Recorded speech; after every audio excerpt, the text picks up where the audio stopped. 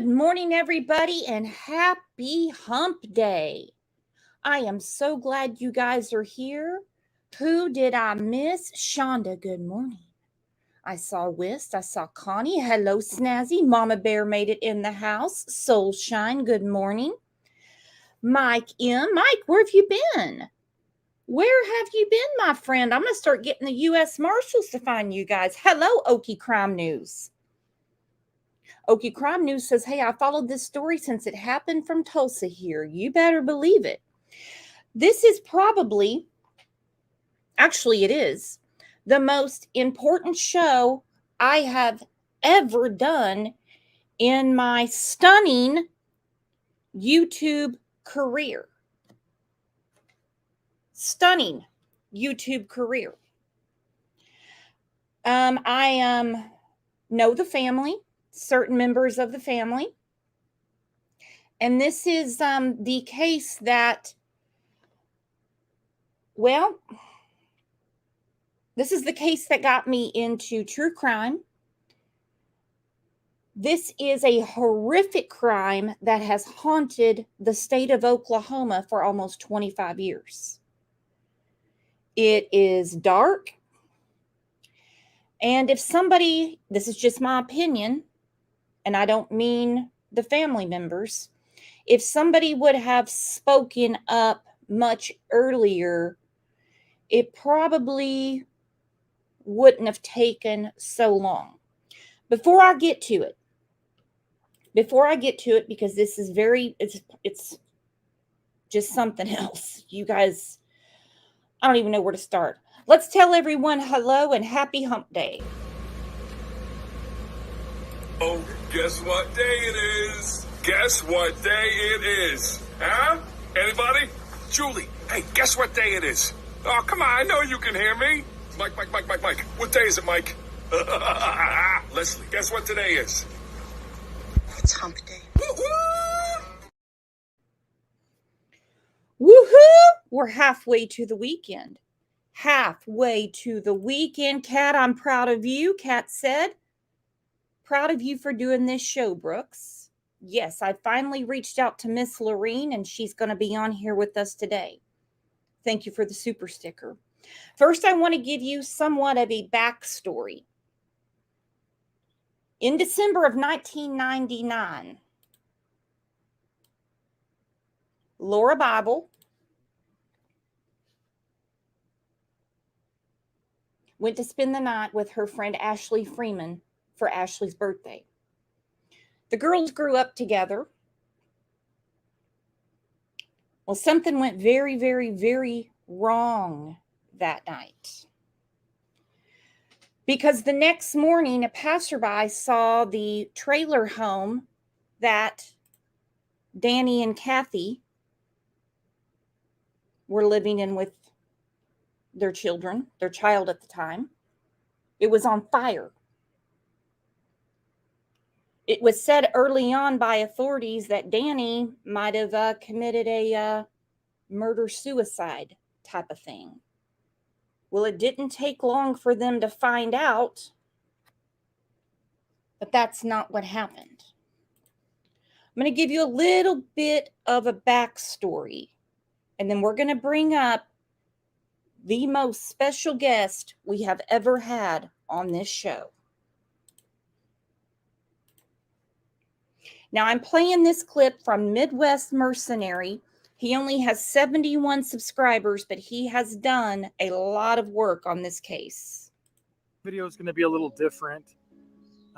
Today, I kind of wanted to talk about something that happened back in 1999 in Welch, Oklahoma. There were two girls, Lauria Bible and Ashley Freeman. And Ashley Freeman was having a 16th birthday party. Lauria had came out to Ashley's house, her trailer there in Welch, and she was going out there for the birthday party, and someone came to the house. They have speculations on who it was, the three men involved. I can clear that up for him right now. Here we go. Phil Welch, David Pennington, and Ronnie Busick. I'm going to tell you more about these scuzz buckets in a minute. Give me time. Hello, Izzy. Izzy's in the hizzy. And shot and killed Ashley's parents and burned the trailer to the ground.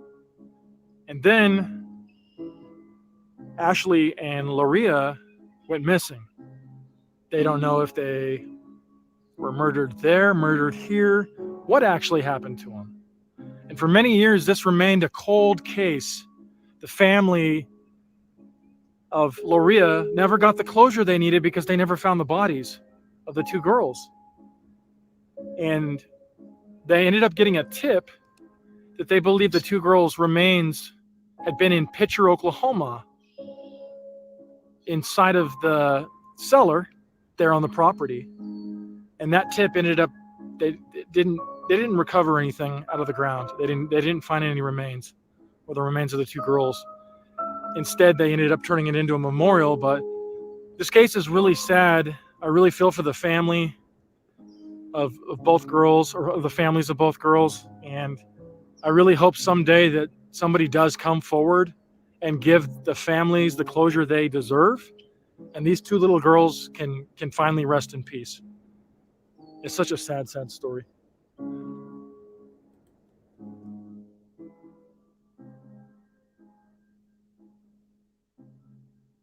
Okay, he's showing you Welch, Oklahoma. He actually went there.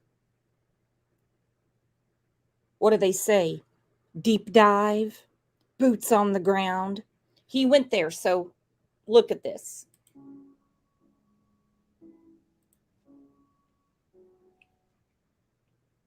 We're here on the property of the Freeman house, where the two girls had gone that night.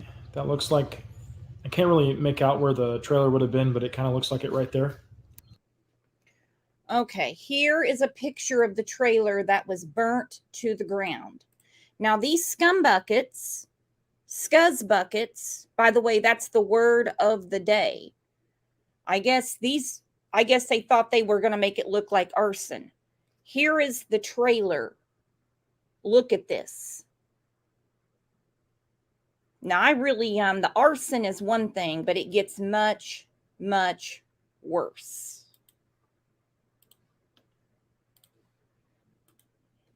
The two girls had gone to eat pizza with Ashley's mom, Kathy Freeman, and that was the last anyone had seen of them. Then at 5:30 a.m., a passerby saw that the trailer was on fire, called 911. Inside, they found Kathy's charred remains lying on the floor on her bedroom. She'd been shot in the head. They thought Danny Freeman basically had killed the two girls and fled, but they noticed that the car was still in the driveway with the keys in the ignition. And then on December 31st, Lauria's family, her parents, had came back to see if the police had missed any clues, and they found Danny's deceased body also had a gunshot to the head, and he had been charred as well.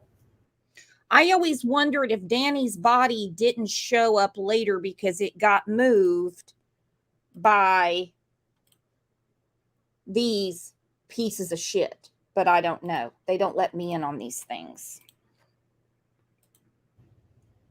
So now they have the bodies of Kathy and both Danny Freeman, and the two girls, Lauria and Ashley, are missing. There were three subjects that were all bragging that they had raped and murdered the two girls. Their names were Ronnie Dean Busick, Warren Phil Welch II, he died in 2007, and David Pennington, who had died in 2015. Yes. Two of the suspects are dead. One went to jail and he is out. We're going to talk about that. Now then, to give you a little bit of what, I'll start with Phil Welch said. Phil Welch, according to him, possessed about a dozen Polaroids documenting the torture he inflicted on Laura and Ashley. He kept them hidden in a briefcase, and when his girlfriend discovered the pictures, she said that he threatened her life. He said, "Don't ever tell anybody or you'll end up in a pit like those two girls. Another witness, who I can't say the name, claims that Welch and Pennington had shown him the same pictures, bragging about what they had done.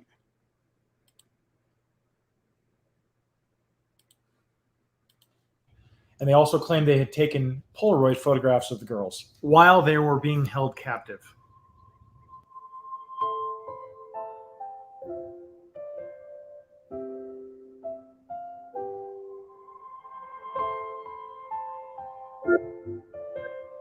Okay, we're in Pitcher, Oklahoma at Phil Welch's house, where the girls were supposedly brought and kept, and this is where they were supposedly tortured and murdered. Several times the property has been excavated. They've had random tips looking for the girls, and they've been able to uncover nothing here. And it wasn't until 2018 when Ronnie, the only living suspect, was arrested and charged with the 4 counts of first-degree murder. And they believe this was all over drug money. And to this day, the whereabouts of the 2 deceased girls are unknown. And Ronnie is expected for release on May 19th of this year. As of the filming of this video, there is currently a petition online, and I'm going to link that down below in the comments, to get to 25,000 signatures to keep Ronnie locked up. And currently, right now, we're at 17,000. So if you could, and you've made it this far in the video, please go down there and fill out that petition to help the family, help them find closure the best way we can. I'm very glad that I got to come out here today and honor these 2 girls the best way I know how. And I really hope the family does get the closure they need and deserve.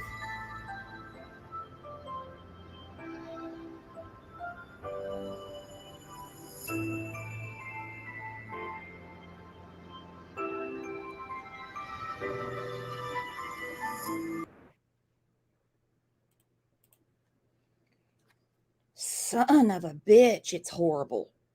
The depravity, the evilness, the documenting.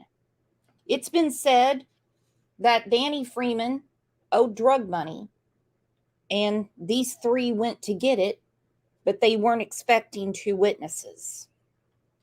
Before we bring up our very, very special guest, she was on KJRH back in December of 2022. I signed the petition, and I know many of you did too when I shared it. I shared it in the Okmulgee group. And then, of course, what happened in Henrietta, a lot of people signed it then. Today marks 23 years since 2 teenagers disappeared from Welch, Oklahoma. It is a story that captivated the nation. And while in recent years, investigators finally found the men responsible, Laura Bible and Ashley Freeman's bodies are still missing. I spoke to Laura's mother, who remains focused and is hopeful leads from new sources will solve the case. There's always people talking. There's always people talking. Always. Laura Bible and Ashley Freeman disappeared from Ashley's house when they were 16. Ashley's parents were found dead in the burned home. 23 years later, Laura's mother, Laureen, says she follows up on leads monthly, but now they're coming from a new generation. It's their kids, their grandkids, people that parents or grandparents was in that realm of things and things that they heard, and maybe what they know. They don't know if it really would help or not, but they think, what if it's another piece to a puzzle? The family and law enforcement conducted countless searches. The most recent organized dig was in Pitcher in October of this year. Some tips came from Ronnie Busick, who is serving time in the case, but all have been unsuccessful. The other 2 men accused are already dead. I'm going to do this till I find my daughter, so. Every time I hope this is the day that we get to bring her home. Do you think they're in Pitcher? Yeah, they're in that area. We're close. We just need someone to say, here's where you need to go. Do you think there'll be another search? Oh, I hope so. I mean, that's my whole thing. I mean, if they don't want to go search with me, I'll go do it on my own. Laureen is grateful for law enforcement support over the years. She says she feels like this search has been a team effort. We told them the last one, it's like a family reunion. Because after all this time and energy, these people are your people, they're helping you find your child. Lorraine believes there is still someone out there simply too scared to come forward with information, but is hopeful one day soon she will get that final anonymous call that brings the case to rest. And if you have any tips that can help in this case, call the FBI hotline. It's 1-800-THE-LOST.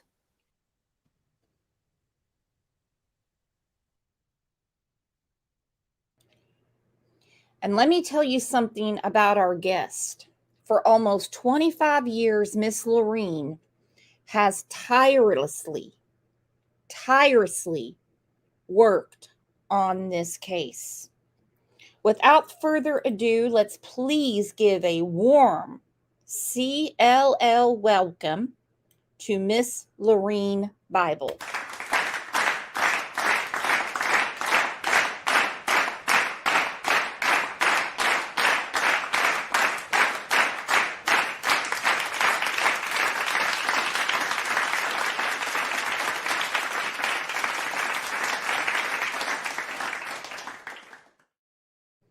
Hello, Miss Lauria.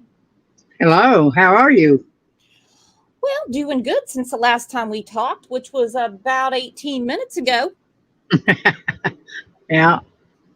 Little nervous about this show for a lot of reasons. Let's start with, how do you get by day by day? A lot of faith. A lot of faith that today may be the day that, somebody calls, information comes forward that you're going to be able to go find your child. So. And you haven't just been fighting on behalf of your daughter, Laura. You've been fighting on behalf of Ashley. Well, early on, the girls are together wherever they're at.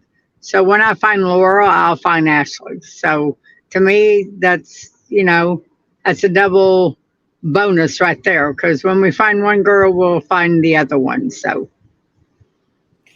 Well, if you can, if it's too painful, don't. I know you've had almost a quarter of a century of this, which this horrific tragedy in your life. If you could take us back to December of 1999.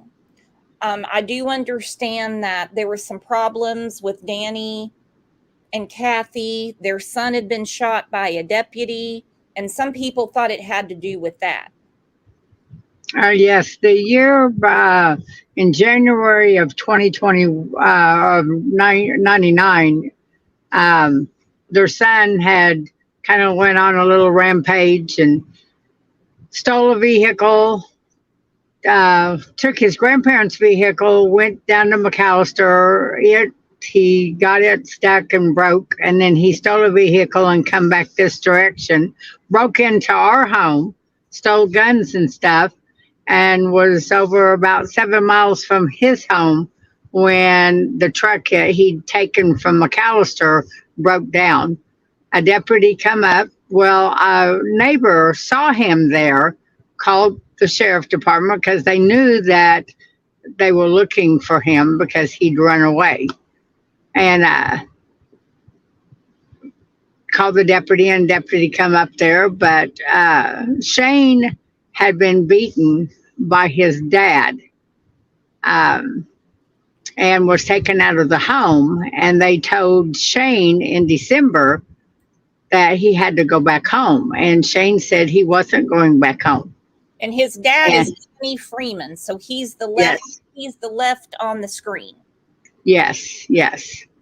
And he said he wasn't going to go back home. He'd either commit suicide or he would do suicide by cop, is what he told his friends.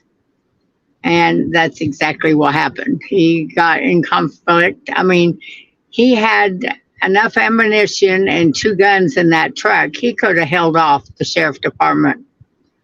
And the deputy that shot him had intended just to shoot him in the shoulder. Told him to put down the gun he was holding But Shane moved, and when he moved, you're as trained as an officer. You're trained if somebody has a gun pointed at you, you're to save your own life too. And Shane moved, and that's when the bullet went underneath his arm and ricocheted inside and ultimately killed him. But the Freemans thought that, the deputy had went and shot him, because for a year after Shane was shot, Danny and one of the sheriff deputies at the time was tit for tat for each other. They would follow Danny around, or Kathy. Once they found out it was Kathy and Ashley, they'd turn away. But Danny went and found the officers where he lived and staked out his house, followed his kids. So it was tit for tat for a year when this happened. So for the Freeman side of the family, Danny had told him if anything ever happened to him to look at the law enforcement. Well, and what I had always heard, of course, if my memory serves me right, Danny was wanting to sue for wrongful death and was stockpiling cash around the house. Is that true? Well, they wanted to file a wrongful death suit. They had till January the 9th of 2000 was the end date that you could file it. They had talked to several lawyers throughout the year, and most of them said you don't have a case. They had talked to somebody before Christmas, and she told them they would have to give her $5,000. She would look into the case, and she would call them and tell them before the 9th of January if they had a case or not. $5,000. That chick from Veneta? No, this person that they talked to at the very end was down, it was south, down that direction. Okay. So let's go to December 29th of 1999, which would be the worst day of your life. And if any time you need to get out and you can't talk, how have you kept your strength up all this time, Miss Lorene? Well, I talked to John Walsh with America's Most Wanted probably 3 days after the girls disappeared. And he told me right away, he said, my wife and I were in the same situation. However, we did find our son. But he said, you have to make a decision, and you have to make it right now. He said, either you're going to go hide in a closet and nobody will know who Laura Bible was in 2 to 3 to 5 years. She'll be forgotten. Or you're going to have to be her voice, and you're going to have to talk for her so we can fight and we can find her. Well, I'm not a quitter, and I don't go hide. So from the get-go, this is it. What do I need to do? How hard do I have to work? What do I have to think? How bad do I have to think, like people think, criminals think, to find my child? And that's how I do this. So it was Ashley Freeman's 16th birthday. Yes. Who picked up Laura? Well, technically, on Sunday before the Wednesday, Ashley was at our home right after Christmas. She stayed at our house on Sunday, Monday, and Tuesday morning, Laura drove Ashley, and they went to Ashley's house because Laura was going to technically stay Tuesday night. They were going to take Ashley for her birthday on Wednesday, and then Laura was supposed to come back home Wednesday night.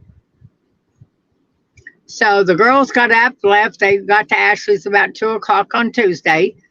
And then Wednesday, they got up and come to town, but it was late. It was like 2 o'clock in the afternoon when they got to Veneta, took Ashley out to eat, took her shopping, went and saw her grandma, Kathy's mom, Celeste Chandler. And then by that time, it was dark. We do not allow Laura to drive at night by herself. So on the way back out of town, Kathy said, Laura, why don't we stop by your house and see if they'll let you stay another night and then you come home in the morning. That way your parents don't have to drive all the way to Welch, which is 13 miles straight north of where I live, is where they lived, and have to come and get you. So they stopped in. Hey, can Laura stay another night? What's one more night? Nothing happened the night before.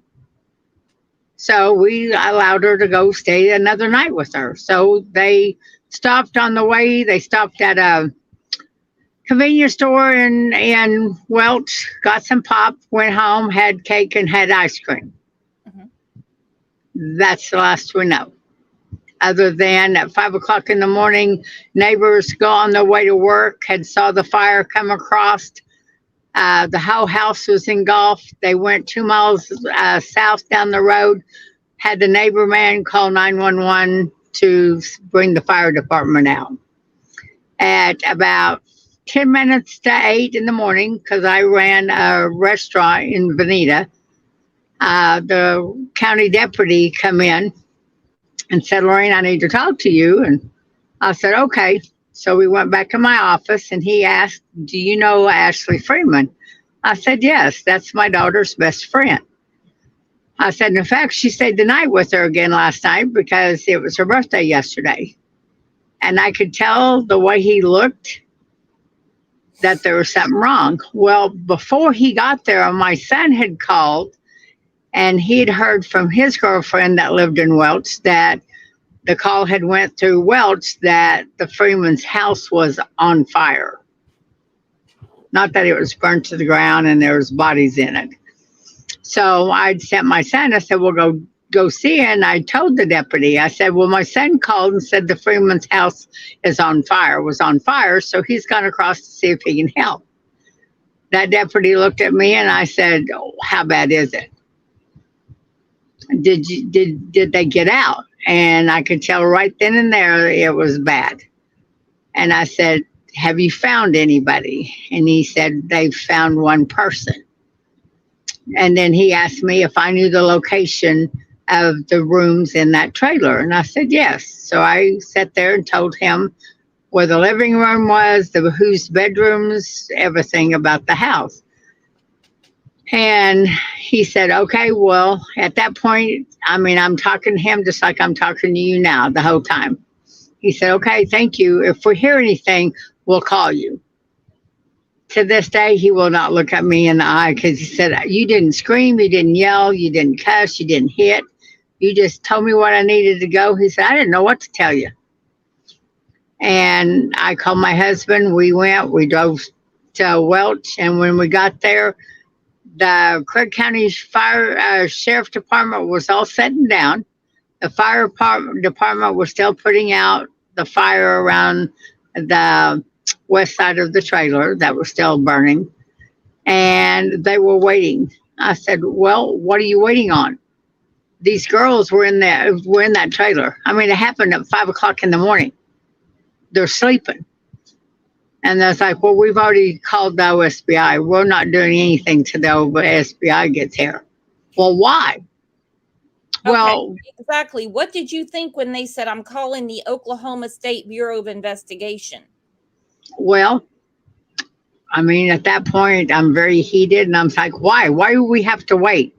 Well, when we found a body, which at that point I already knew that it was in the front bedroom and that she was laying over a bed. I knew then it was a lady. It was a female, which I said, that's got to be Kathy. And they said, well, when we find this, we have to get another entity involved, and we can't. But I also, in the same breath, heard somebody says, with the Freemans and the Sheriff Department fighting, they wanted to immediately turn it over to somebody else so they couldn't be subjected that the Sheriff Department went up there and shot them. That's why we sat and waited for another 2.5 hours for the OSBI agent to show up with his couple carloads of people. Because it was pretty much, everyone pretty much thought. Now, I remember on KOTV, they were speculating, which people could speculate on the TV back then, that Danny Freeman, I'll put the picture back up, maybe had committed a murder suicide. But they failed to mention that Laura and Ashley were missing. Then it came out about the fighting with the sheriff's department. So when did you find out it had nothing to do with their lawsuit? Well, honey, still to this day, the Freeman side of the family still says it's somehow related to the sheriff department, law enforcement. It goes back. I mean, they even have one that goes all the way to the governor.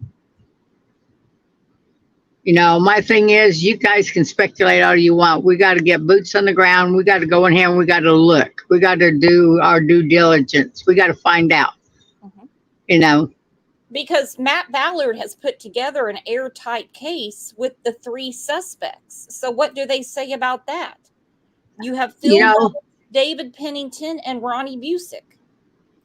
Same thing. That at some point, those 3 guys were being paid by the sheriff department, by law enforcement, by the governor, by DAs, by lawyers, by thingy to do this.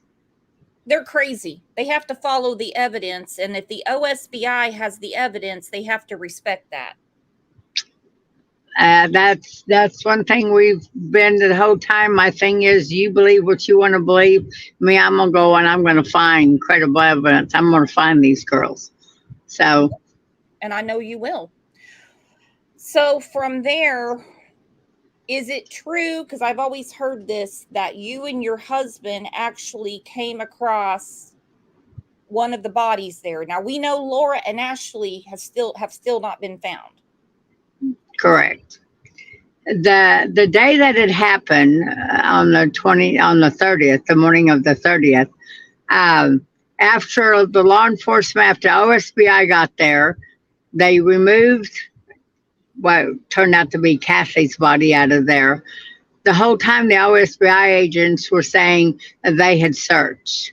Now, this is a trailer house with the front, with a bedroom and a big living room built onto the front of it that burnt down.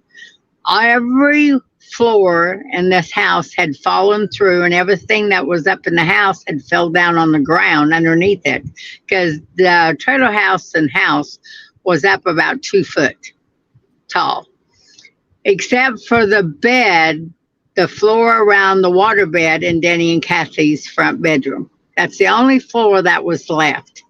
That was where Denny's body was. Only floor that's left in the whole house. But they say, oh, we looked under things. Well, how can you look for 2 girls that may have been on the floor and something fell on them, and now they could be down on the ground if you haven't moved anything? They didn't pick up any of the wash machine, the dryers, the hot water tank, the kitchen sinks, nothing that had fell. How can you tell me? Well, we're 100% sure we know our job. We're the experts. So that's what they tell us at 5:30 at night. It's pitch black, no electric, no nothing to go searching at that time. They wanted us to come to Veneta, and they were going to tell us what they were going to do to find Laura and Ashley. But sometime during the day, a tip had been called in that stated that somebody had seen Danny in a white Ford truck with the 2 girls at a gas station. And he wanted to trade the girls for the deputy that killed Shane. So they all thought that he was over 3 miles at an old cabin that the Freemans used to live on or have from their home. And they were going to wait for that transaction to happen. Now, I didn't find out about that until 11 o'clock that night, after I'd been to the sheriff department, talked to the OSBI agent, wanting to know if Denny and Kathy fought. Did they have any enemies? I said, I don't know. I have not made up my personal business to find out about them. What are you going to do to find the girls? The girls are missing. Well, after we left there is when I got the phone call that said, hey, here's what's really going on. Which I called back up there and I said, why wasn't we told that? So their whole thing was, at that time, was that Danny and Kathy had had a fight. He shot Kathy, and that he'd abducted the girls and was going to trade them out for the deputy. Until the very next morning at 5 o'clock in the morning, Jay and I go back up to the Freemans at daybreak, and we go in there and we started looking because they turned the scene, totally released the scene to the families. We go in there and we look up. Danny had a Rottweiler dog that was laying up there on the only floor left. Laying up there, he was laying beside Danny's body. So we climbed up on the floor, and my husband said, "Lorene, come here." Walked over there, and there lay Danny. He had no face. He'd been shot point blank in the face that blew his whole face off. Oh, He was laying up like you would lay on the floor, face up, while his right arm was laying against the wall, and his right arm was like it was sticking up in the doorway that had burnt. And he didn't have his hand, was not attached to where his where your arm comes up, where your hand attached when you can move it. It wasn't attached. He didn't have an arm. So I looked at there. I went back up the road 2 miles because back then, this was before cell phone service and stuff. And I called 911, went through the thing, and I told them who I was. Said, "I'm back at the Freeman house, and there's another body in this fire." They said, "Can you repeat that?" I said, "There's another body in this fire." The sheriff deputy that had come to my place of work the day before is the one they sent back out there. When he got there, he walked up and he says, "Are you kidding me?" I said, "Nope. Those experts, the OSBI agents that were here yesterday, the experts, they know their job 100%. Come here and look what they left." And when we found Danny, the OSBI agent, which was Steve Nutter, had walked on Danny's body because he wore cowboy boots. The cowboy boots was in Danny's body, in his torso, down his legs, where he'd been walked on the day before. dear God, Lorene. But they couldn't find him. You know, and at the time, I mean, I have the paperwork that was they had released to the Bonita Daily Journal when they released him that there's no other bodies in there that the guy at the time gave me. And they went back and recorrected, said, "Did you print that?" And they said, "No, we didn't print it because when we found Danny, they'd walked on him." Well, then they said the reason they didn't find Danny's body the day before because the scene was just too hot. There's too much debris from the ashes and stuff. That was their reasoning why they didn't find Danny. The reasoning was they didn't look. They didn't move a damn thing. Not one thing did they move. The only floor that's left, they didn't even move anything off that floor. They would have found Danny. His feet was touching the waterbed that Kathy was laying over. Do you know why they didn't look? Because they're not ill-equipped. Because the OSBI agent that come to the scene was the same OSBI agent that had investigated their son's murder or being suicide by cop. And he come in there with the preconceived notion. He had already knew for a year that Danny Freeman and the law enforcement had been going back and forth. He'd been kept advised of that because of some of the crap that had gone on that year. So in his mind, and knowing that supposedly this tip had been called in, you know, that Danny had went off the deep end, he probably shot Kathy, abducted the girls. He thought it was a closed and shut case. It's Danny Freeman. Because that's what those idiots on KOTV said. They said it looked like a murder-suicide. Right. And what they Well, said, I mean, and hell, this is in 1999. So I mhm. mean, I would have been, how old was I? I was 24. And I thought to myself, this doesn't make any sense. And talked to people that know people. And they were like, no, there's way more going on than this. Right. Well, it could have, and that's the whole premise. Because the minute that they all said that, and we found Danny's body right then and there, as far as that OSBI agent and all those people involved at that time, you all are nothing but a bunch of liars. You didn't do your job. My daughter was not a Freeman. She was a Bible.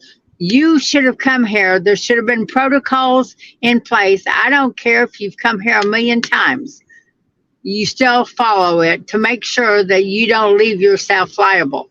We're here today because they didn't do their job 23 years ago. And I opened up the show with that. Had things been done properly in the first step, and of course, if people would have spoke out, and no, I do not mean you wouldn't be sitting here today. No, because the things that have progressed since then, like I said, that was on Thursday. On Friday, we take Danny's body out.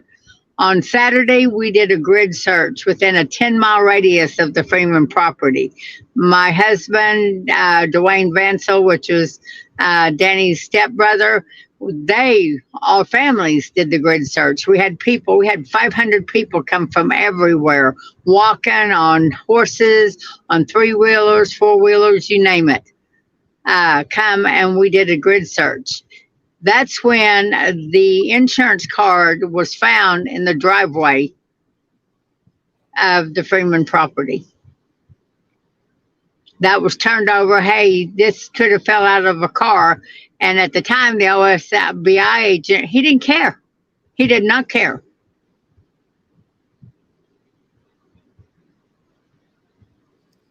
When did you find out about Phil Welch, David Pennington, and Ronnie Busick and their connections to the Freemans? Well, right after the girls first disappeared, we were told there's what they call the Chautauqua Five.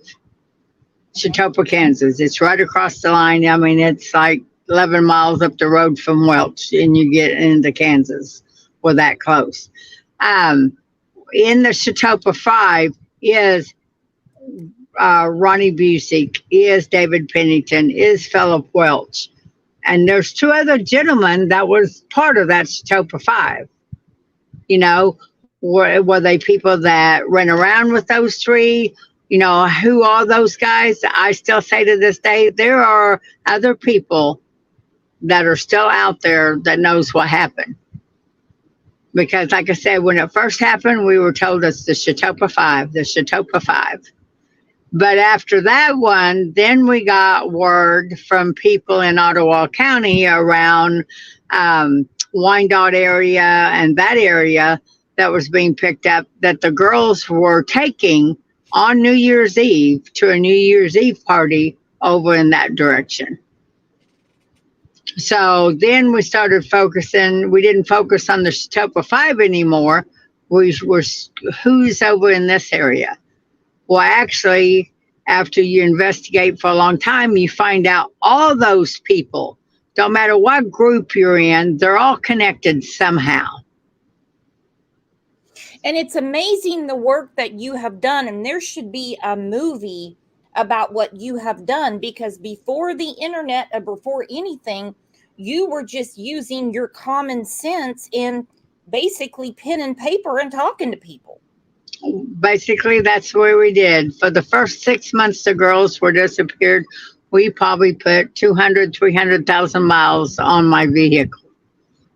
People would say, you need to go talk to this person. You need to go talk to that person.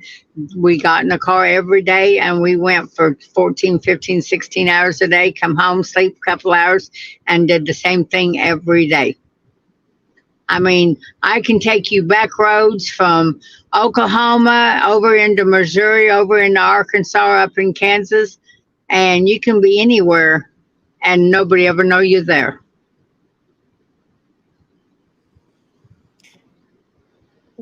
When were you contacted? This was about 5 years ago when Matt Ballard was ready to file the charges on Ronnie Busick.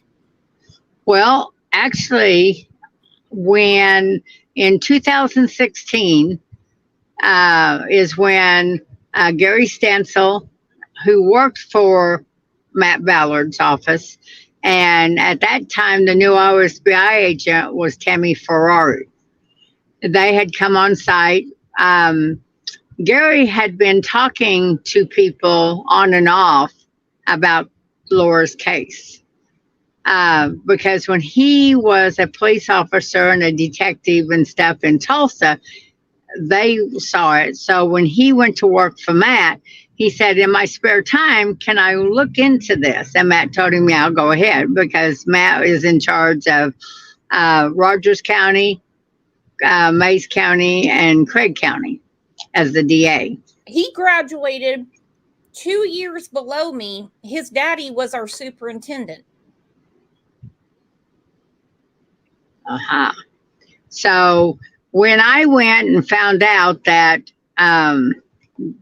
Gary Stansel had been talking to the Freemans, and he talked to Dwayne lives 2 miles right across the section from where we live, but he'd never bothered to come and talk to the Bibles. I mean, I'm the only mom that's left alive, but you're going to talk to everybody else and you won't come across the section? I work in Claremore. His office is in Claremore. You can't come find me. I'm not hard to find. So one day I got tired of it, and I just walked myself up into Matt Ballard's office, and I said, like, can we help you? And I said, yeah, I need to talk to Matt Ballard, and I want to talk to Gary Stansel, his special investigator. Good. Well, who are you? I said, my name is Lauria Bible. Well, it didn't take them long. People started coming out of offices. Can we help you? And I said, now what year was this? It's 2016. Okay. All right. I walked in there and I told him, I said, Gary said, I'm Gary Stansel. And I said, okay, you go talk to the Freemans. You talk to the Gary, you talk to Dwayne Vansel, who is the stepbrother to Danny. But you won't come 2 miles across the section and talk to the Bibles? Why? Well, I was getting around to it. I said, you've been talking to them for a year. And I said, have they told you anything? Well, no, they've just told us what they believe. I said, yeah, that's their belief. I said, well, here, are you with me or not? And by that time, they'd called Tammy, and she stood in there, and she said, you know, I'm here to help you. I'm here to do whatever you need. I said, well, here, this is how I work. I'll tell you what I am. I'm straight up. I don't mess around. But here's what I'm going to do. I'm leaving tomorrow to go to Chautauqua, Kansas, to find a damn well in somebody's yard. I'm going to dig that well up, looking for the Laura and Ashley. You either can go with me or you can stay here. It doesn't matter, but I'm going to do what I've done for the last 16 years on our own, because nobody wants to help. Right then and there, that's like, what do you need? What do you want from us? Well, you be there tomorrow morning in Chautauqua at 8 o'clock. And Gary and Tammy, they have been, and their teams of people that they've brought in have been with us ever since. And then at that point, we were able to tell them what we had been doing for 16 years, because in the book that OSBI agent give, he didn't have a lot of stuff in there. There was things that should have been in his book that were never in there. If he talked to somebody from the drug world, he decided that they were just druggies. It didn't matter. He didn't put it in there. So Gary and them, we told them everything. Here's what we have. Here's everything that we've had over 16 years that we've talked to, went to, dug. Here's what we've done on our own. So when Matt and them, when we started talking about it, I said, well, if we're going back to the Chautauqua 5, Philip Welch is dead. How do you know that? because I was told he died. I went and looked it up. Here, look it up. Sure enough, Philip Welch is dead. The other guy, David Pennington, 7 years later, he's dead. He's not alive anymore. Now, Ronnie Busick, we need to find him. Well, where do you think he's at? Well, he's somewhere in Kansas area. He has a sister that lives down in Geronimo, Oklahoma. But I don't think he's there. I think he's in Kansas. What makes you think there? Well, look at his Facebook page. Those pictures are from Kansas. How do you know that? I have people that live in Kansas that knows those things in those pictures. And we know the between Kansas and Oklahoma. Right.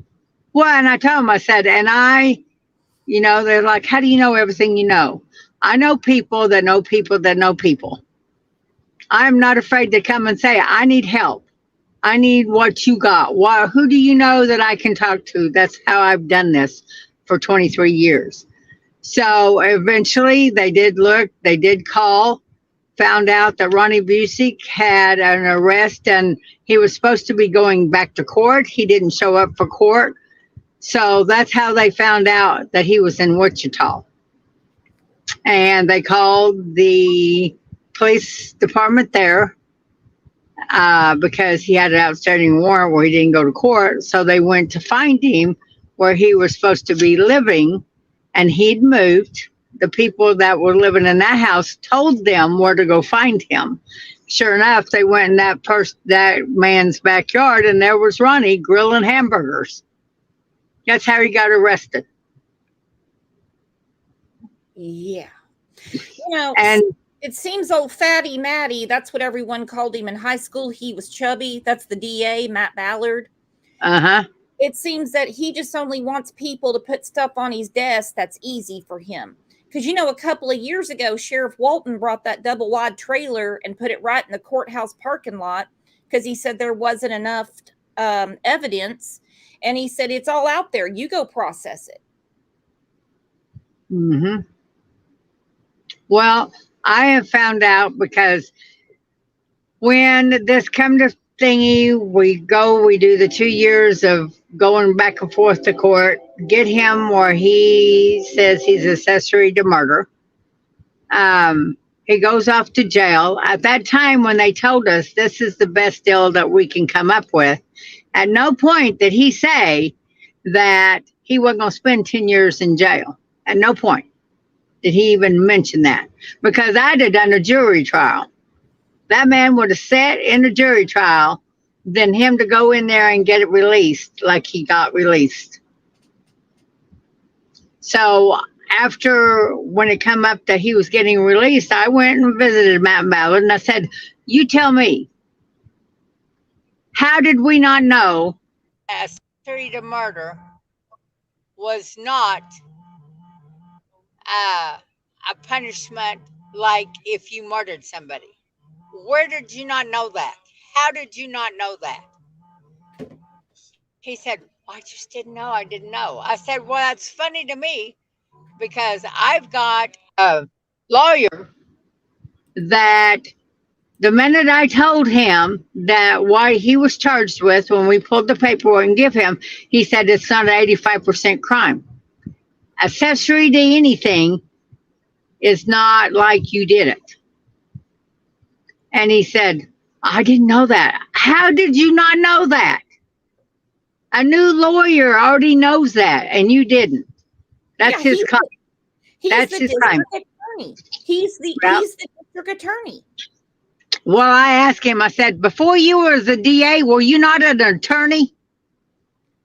So if I'd hired you to defend me and I'm an accessory to murder, would you not known that I couldn't have been held accountable and spend 10 years in jail, that it wasn't punishable? Well, no, you wouldn't have known that.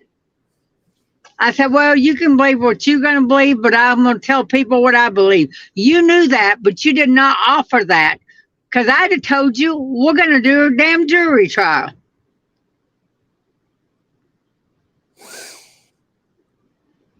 So that's how Mr.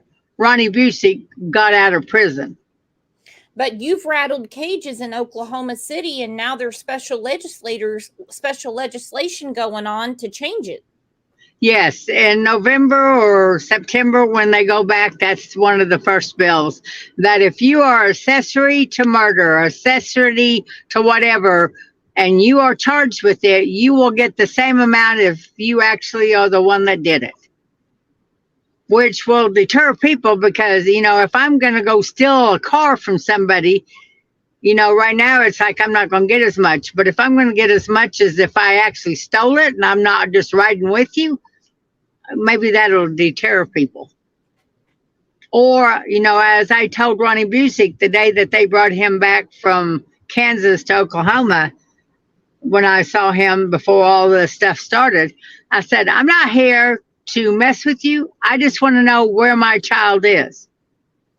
He told me, I didn't kill anybody, I didn't set fire to anything, and I didn't abduct anybody. But you were sitting in that damn car at the end of that driveway and you drove them out of there. So you're accessory to murder. You're accessory to kidnapping. You're accessory to arson because you did nothing to stop it or let anybody know those two little girls was in the middle of shit. You didn't do anything. And he said, yeah, my dad always told me one of these days that the people I hang around with, that I was going to get in trouble and I was going to be held accountable for it. Like you're concerned about that. Now, Yeah, but they stopped digging in southeast Oklahoma, and the latest dig that I know of course, you know more, was in Pitcher, Oklahoma.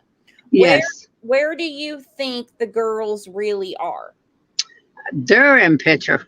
They're in that area because when you go there, there's 150 mine shafts in that town.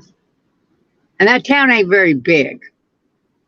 But there's 150 mine shafts. Some of them have been closed over the years. Some of them were open. But if you lived in Pitcher and you're in that world, the drug world, you know where to go dump stuff.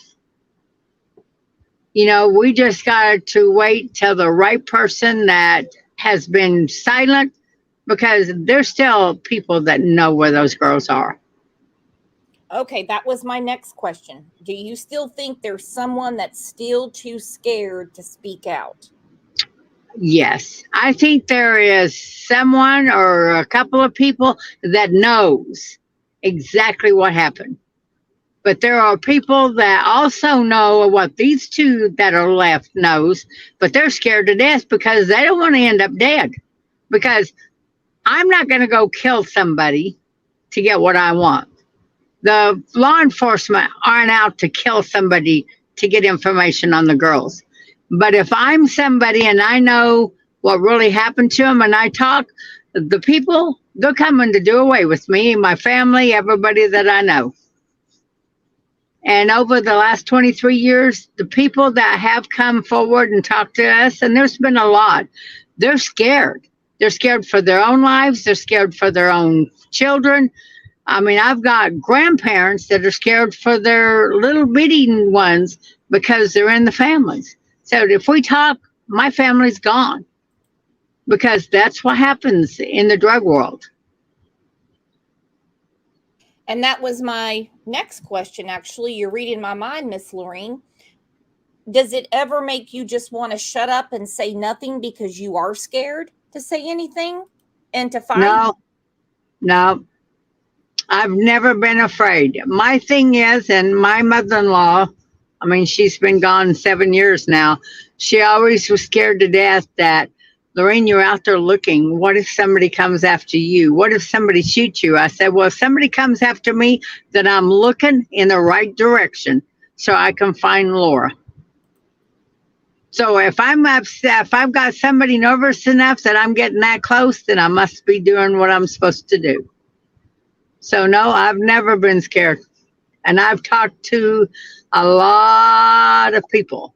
A lot of people when they found out that I've talked to people like that, why would you do that? What would you do to find your child? How far would you go to find your child? Well, like you've said before, ends of the earth or I'll meet you in hell. Yep. I heard you say that one day. This has been years and years and years ago. And you said, ends of the earth or I'll meet you in hell. Mm-hmm. Yep. This is one of the last searches. First here at 5 o'clock, new hope this evening in the search for the two missing girls from Welch. Ashley Freeman and Lauria Bible were kidnapped, abused, and murdered back in 1999 while having a sleepover. Thank you for joining us this Friday afternoon at 5 o'clock. I'm Shannon Russo. And I'm Craig Day. Information from family members of one of the dead suspects led investigators to an old property searching for clues about the girls. News on 6's Amy Slanchik is there. Today, investigators came back to where one of the suspects used to live and picked up where they left off in April. This time, canines were on the ground doing their job to help. On suspect David Pennington's old property, there's a renewed sense of urgency in the search for Lauria Bible and Ashley Freeman. We just want to make sure that we go at it this time and we don't leave anything unturned. Laura's mom, Laureen, noticeably stronger than she was a few months ago after a liver transplant, is still steadfast in her. And that's something else I didn't want to bring up, but they had it on the news. You had a liver transplant. Yes. March of 21. So how on earth? I mean, I know that I'm sure that the doctors told you have to let that take and everything like that. But did you follow doctor's orders, Miss Laureen? Well, I followed it as close as I could. I mean, I had my liver transplant the 28th of March, and on April the 17th, I was sitting at the dig site when we was digging 3 weeks later.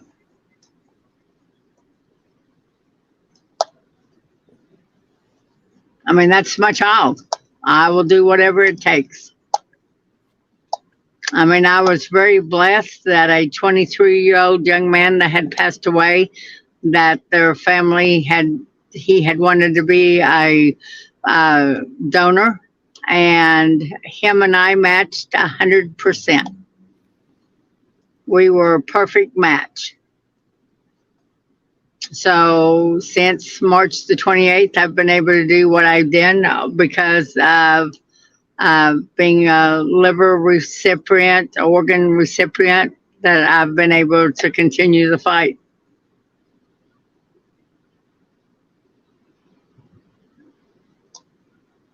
Where'd you have that done at, by the way? Did you have to go to Dallas?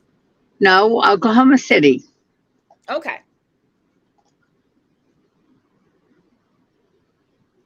Well, because I've heard that they do them a lot in Shreveport too. Yeah, well, they do quite a few in Oklahoma City at the Naju's. It's a transplant center. They're in part of Integris Baptist there in Oklahoma City.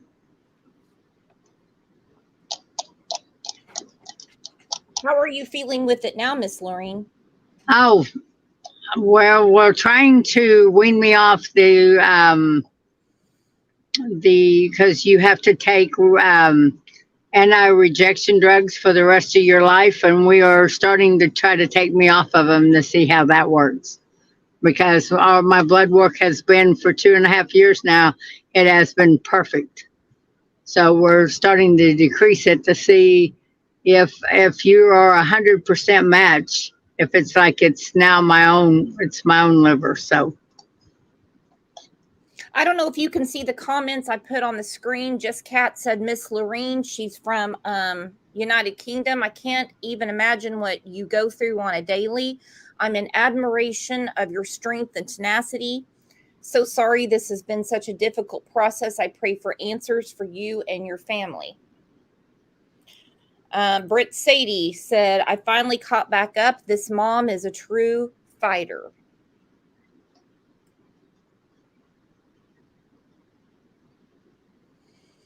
Well, you know, most moms say, I don't think I could do that. If this had been my child, when it's your child, what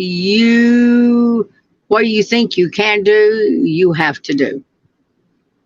I mean, you just do. You just do. Exactly. You just do. And some moms didn't get that memo. Well, there are some that don't. I mean, I've talked to a few over the years, and they're like, "I can't do what you do." Yes, you can. You got to reach down and you got to dig very deep to do it. You got to find out what happened to your child or where your child is. Because if you don't do it, ain't nobody else going to do it. Nobody cares. I mean, they will tell you they care, but they don't care enough about you, the mom, you, the dad, you, the family.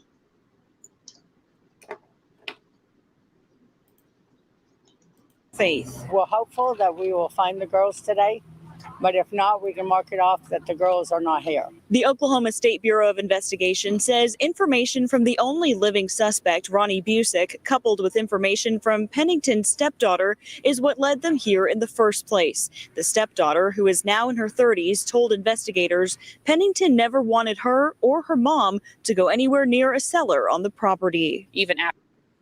Okay, now what do you think about the job that Tammy with the OSBI has done? Oh, she's done a wonderful job. I mean, all I got to do is call her and tell her a name. She will go find the person, or she calls me about once a month, once every 2 weeks, and says, "Hey, do you have anything? Do you know anything?" Because she still knows that me and what we call our BBI team, that we do. We talk to people on a daily basis, and she'll say, "Is there anything you need help with? Do you need me to check out somebody? Do you know of anything I need to do?" So she still, it doesn't matter. She will call us at a drop of a hat. If she knows something, she will call us. I mean, she says we're in this together. So it's not like it was before, because for 16 years, I never knew what the old OSBI agent was even doing to find my child. He told me to go home and he'd do his job. God, don't you love it when not just law enforcement, but when a man tells you that, when you're the one doing the work? Yep. Well, he would, during the early investigation, I would be sitting some places talking to people, and he would walk in. And he'd said, "Is there anybody you don't know?" I said, "If I don't personally know them, I know somebody that knows them that knows them." Yep, I know everybody. And at one point, he told people that I was making it too hard, telling people he didn't know how to do his job, jeopardizing the faith that people would have in him. Well, you're law enforcement. I don't have to like you. You just need to do your job and do it well.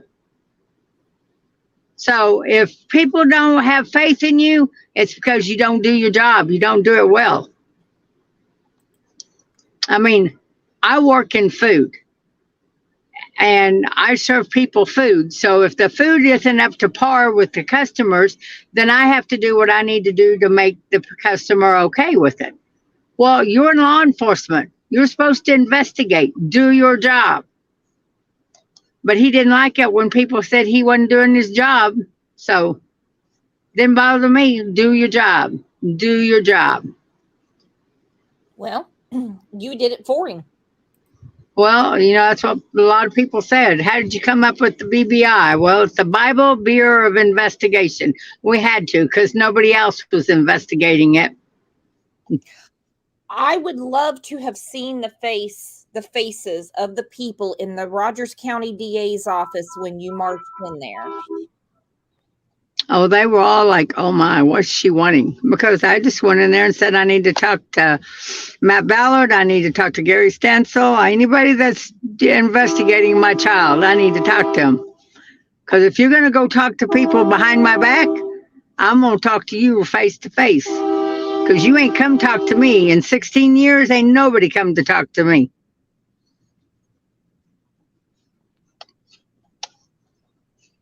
Especially Fatty Matty. Don't tell him I told you that. That was his nickname in high school. After April, we had other people that were kind of unsolicited that came forward and said, hey, I know about that location. I played there. I know that this structure did exist. And so that's why we were like, okay, we have to go back out there and do this search again. These were two 16-year-old girls that had the rest of their life, and people took it upon themselves to end their story. They didn't get to go on and graduate high school, go to college, get married, have children, have careers. Investigators say beyond this search today, there are still a few other locations they'd like to search for the girls. In Pitcher, Amy Slanchik, Oklahoma's Own, News on 6. Well, my question is, if they're in a mine shaft, how are they going to get down there? Well, they are talking with a group out of Michigan. There's a group that actually goes in and they go into mine shaft areas and they dig down and they do stuff like that. But you're talking about a group of 20, 25 men, their equipment and stuff. I mean, it costs a lot to bring somebody in to do that. Plus, you have to have, where exactly are you going to look? How are you going to take things and figure out which places do we want to search, which places do we not. So those are things that are being looked into now. I would love for the Cold Case Foundation. It's run by Chris McDonough. He's a retired detective. I would love for them to get on this case. They have a ton of resources, Miss Lorene, because I'm not good with a shovel. I don't have any equipment. I mean, I've got tons of family, that does, but we would just mess something up. Would you be willing to work with the Cold Case Foundation? Sure. Yeah. Well, I'm going to start on that today. I had another show coming up, but I'm going to enlist that and I'm going to work on that. This is when Ronnie Busick, here he is, was released from prison. Now, some people, myself included, I thought he'd be in jail for the rest of his disgusting life. Accessory or not, Pat said, oh, that's a great idea, Brooks. And Pat has an in with the Cold Case Foundation.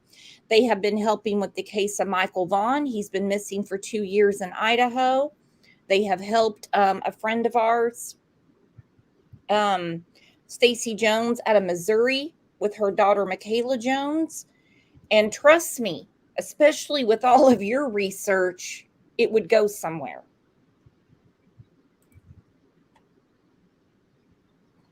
So when were you told that Ronnie was going to be released from prison? Well, I had Tammy Ferrari and I was talking about a couple of people that we needed to go talk to. And at the end of it, she said, Lorraine, I just want to give you a heads up. She said, word on the street, just people talking in the different agencies, they're saying that Ronnie is going to get released. I said, how is he going to get released? She said, I don't know. I just heard that today.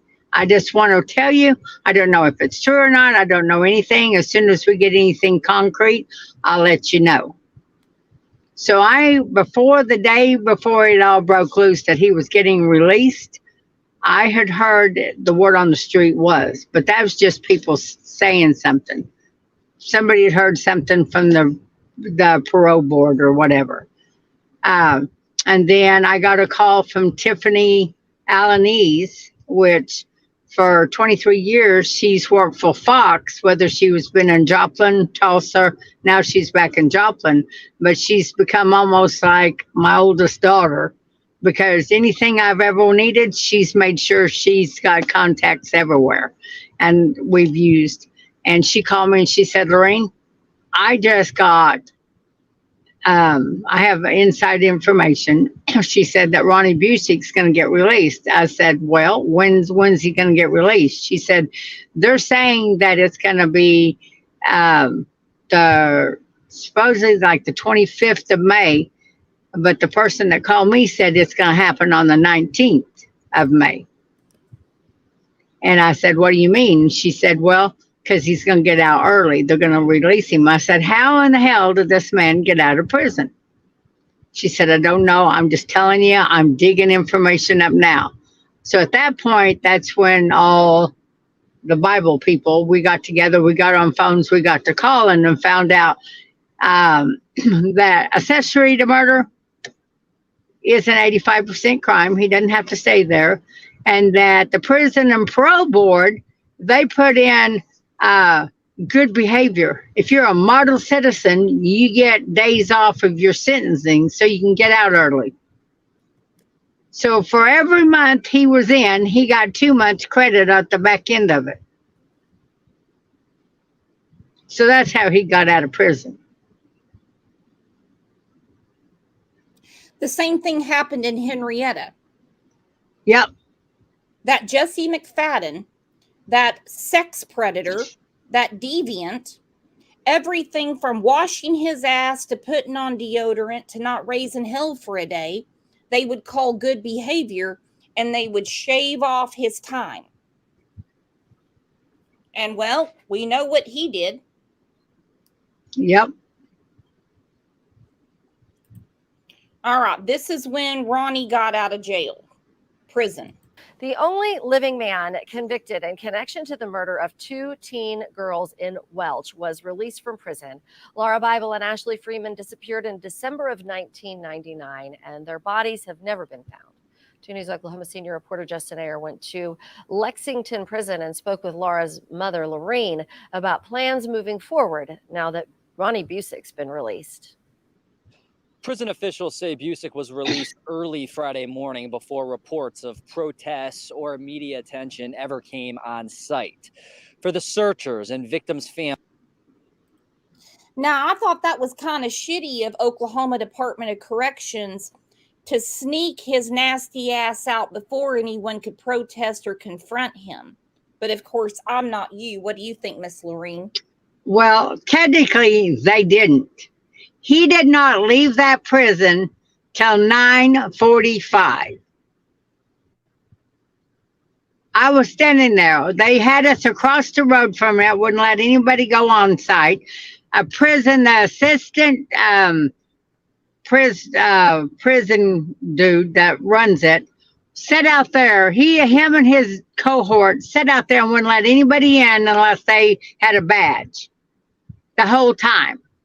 Then they walked across at 8:30 and said that Ronnie Busick had been released at 6:37 that morning. However, those 2 men still stood in that driveway as you go into that prison. About 9:40, a black van, handicap van, come in, went into the prison, went in through the side gate, went up to the side of the prison. And at 5:45, it come back through the gate. And I told my niece that was with me, Melissa, I said, he's in that black van right there. I guarantee you. The van come out, they turned, it went back to the south. Then and only then did those 2 wardens get their ass. One walked himself back up the hill, one got in his truck and drove back up to the hill. To that point, all morning, they wouldn't let anybody in. At that point, he was in that black van and they took him. Supposedly dropped him off at the bus station, which is a lie. He didn't go to no bus station.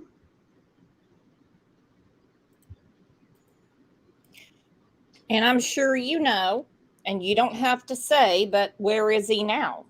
He's in Oklahoma City, on the west side of Oklahoma City, in an area that is run for, it's like little old campers that are on a lot that they put inmates that have no place else to go. Council Bluffs by the TA. It's called Hands by Something is the organization that is running it. Yeah. He's in Oklahoma City because the man that was in Kansas that he lived with said he didn't want to have to deal with him at all now. He's got a niece and a nephew down in southern Oklahoma that says we don't want to have anything to do with the man. So he had no place to go. So this organization, like I said, it's a little bitty, the little olds. We're talking the 50s campers that are on this lot that he's staying in one of them.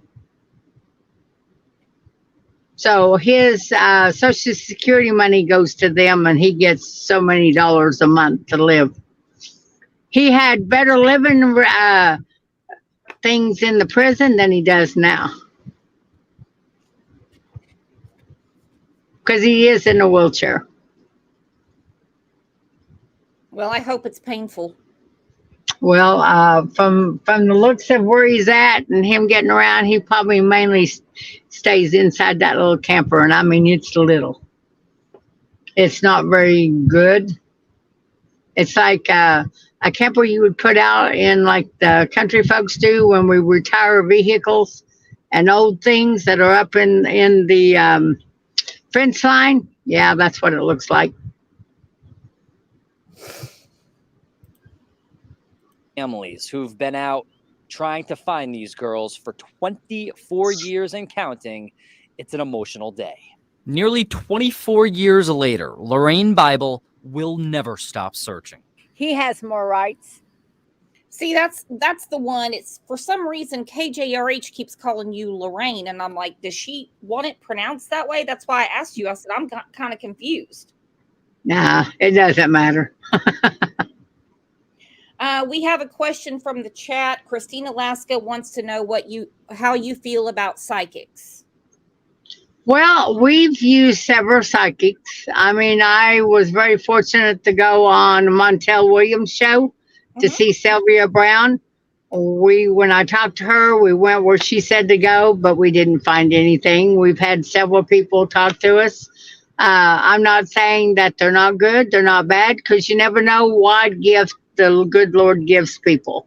But I haven't found the right one that can tell me where to go find my child. So I'm still kind of open to that. So, but you just don't want to waste your gas money going somewhere and and it's nothing because they've been on Google. You want someone who's reputable. well, someone that knows. I mean, I've talked to a lot, and like I said, some it's I feel this, I feel that, and you can just talk with them and know whether they're a reputable one or not. But I've went and seen the lady out of New York when she comes to Tulsa. Yeah, she was here not too long ago. The Long Island Medium. Yep, I've seen her show. I've been to her show twice.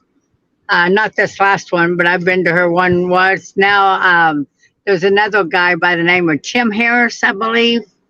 Yep. Or, they say I need to go to his show. So you need to go see him.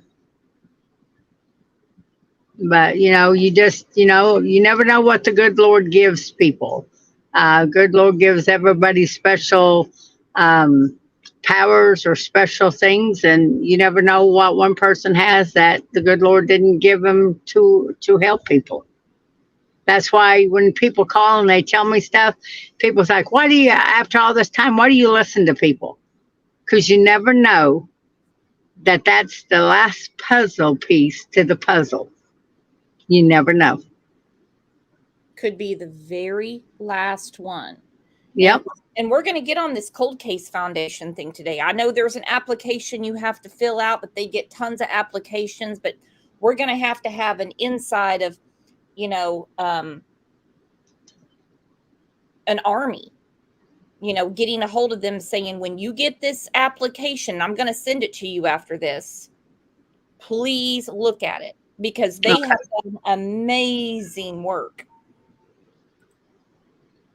Bible will never stop searching.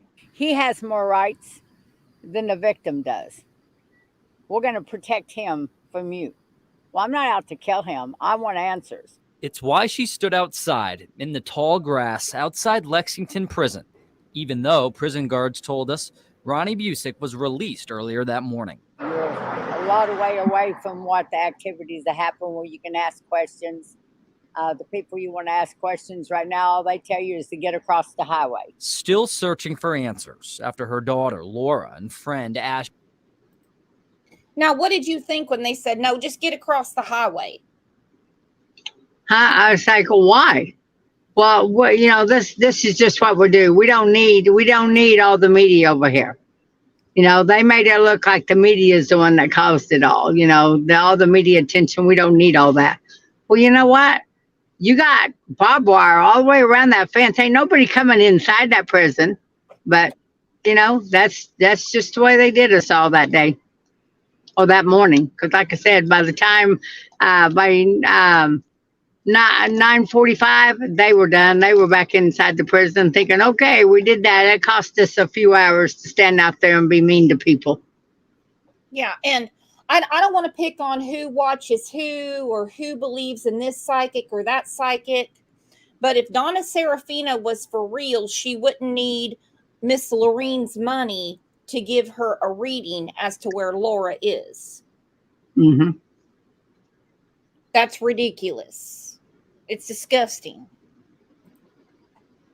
Ashley disappeared from a house party at Ashley's house in December 1999.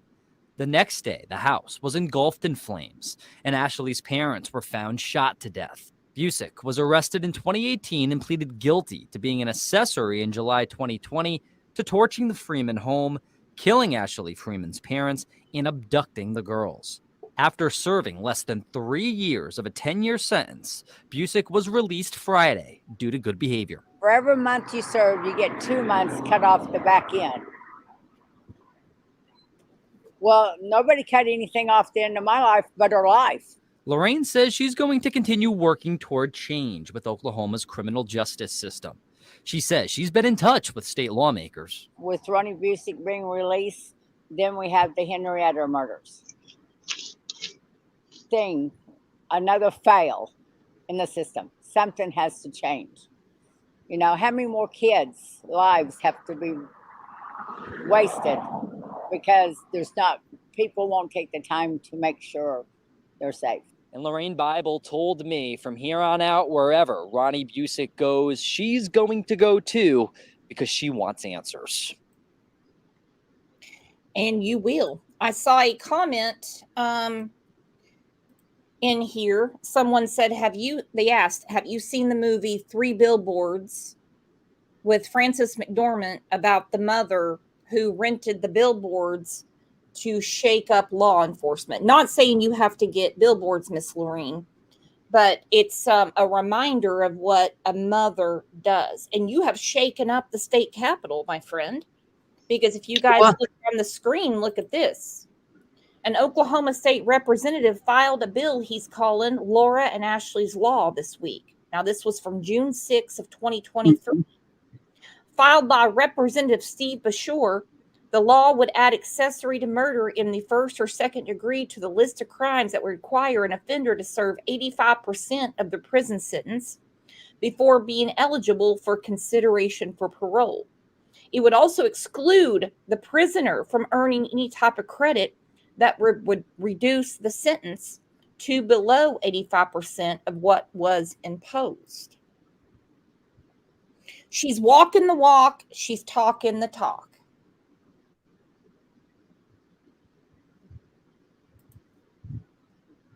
Here's the actual from the State House of Representatives. I'm so proud of you, Miss Lorraine. Because you didn't just sit there and call, a couple of deputies, and you took it all the way to the Capitol. That's how, that's what you do.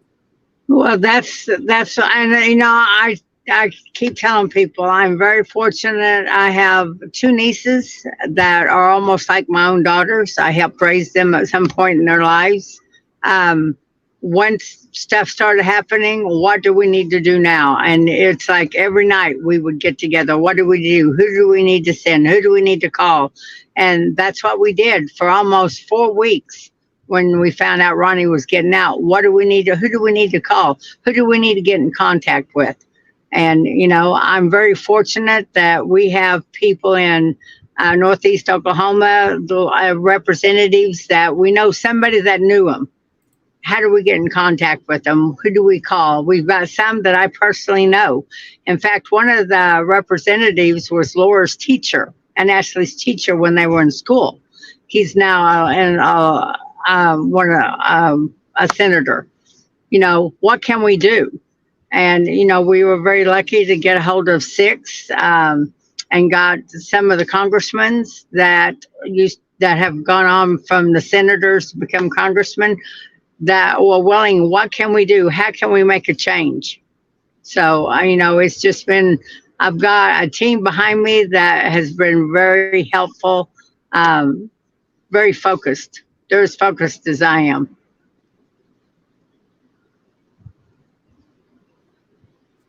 And again, your strength is absolutely amazing. You know how proud Laura is of you? Because you've never given up. Well, you can't. I mean, if a mom gives up, a dad gives up on their kid, who's going to go find them? Who's going to help them? So, that's what parents do. When you have children, you're there for the long haul. You do.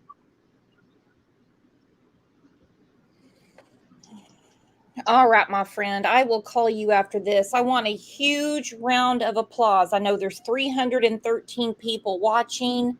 I really hope there would be a lot more in here, because I made it very clear that this was the most important show, and that's fine, because we're going to continue to share this. We have a lot of work to do, because we're going to help Miss Lorene.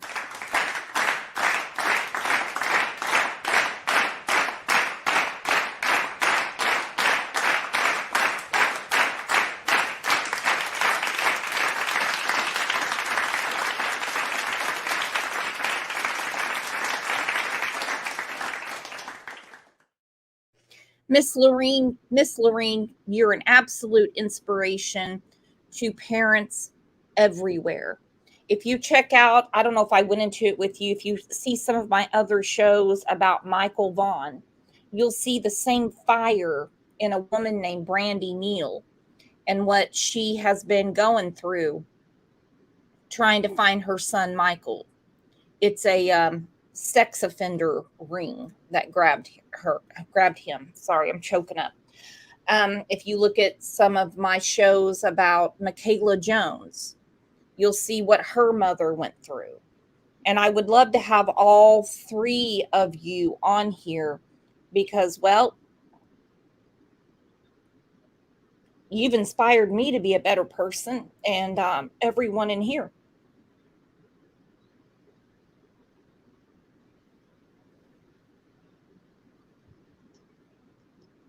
In closing, what would you like to say, Miss Lorene? My thing is when you know better, we need to do better. That's one of the things that we come up with why we're doing the Ronnie Busick thing when he got released. When you know things should be different, then we need to do something to change that. Kind of like with the law enforcement with the new one, is we can't make it easy on people that commit these type of crimes, that they have more rights than the victims or the victim families.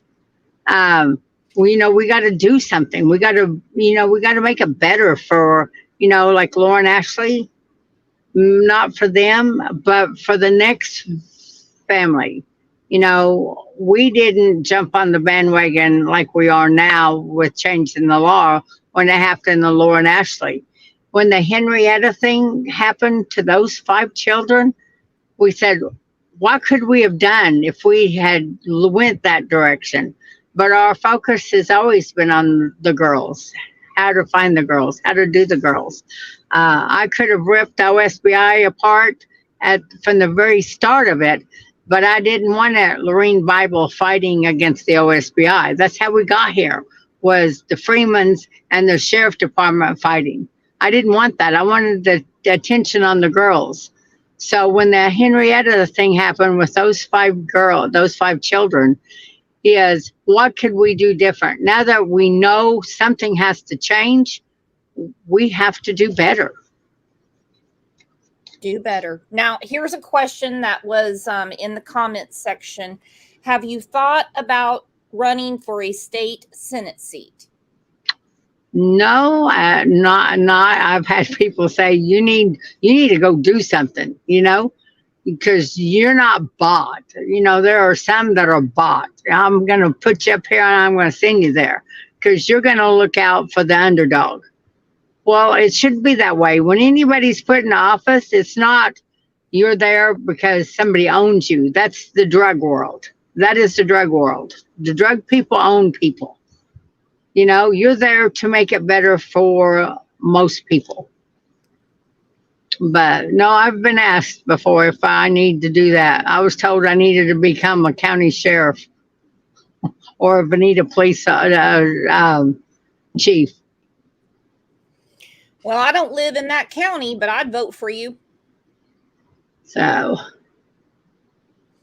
All right, my friend. Thank you for inspiring us All right, today. thanks. Well, thank you for taking the time. And let me know when you're available for another show because there's much, much more to talk about. Okay. All right, let's hear it from All Miss right. Green. God bless and thank you so much. Thank you. Appreciate it.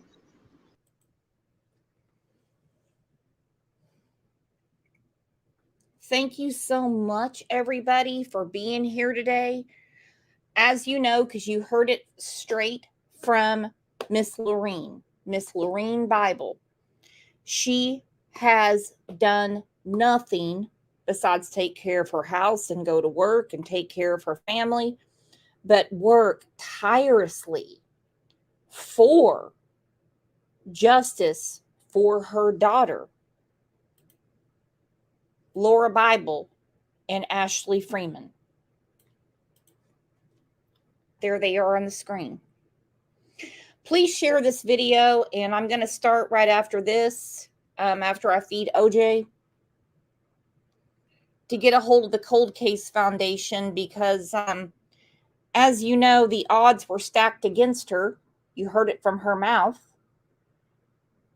And she needs a war chest. She's not going to stop until she finds her daughter. You guys, you prove it every day. Every day. You're great friends. You're great people. You're here for the right reasons. You're the best chat and you're the best community on YouTube. All right. If I miss you in Discord or one of the Facebook groups, then I will see you back here tomorrow morning. There's been some revelations in the case of Athena Brownfield. We haven't talked about her in several months. And I will see you back here tomorrow morning. Thank you so much for this. Thank you so much for being here for these precious girls.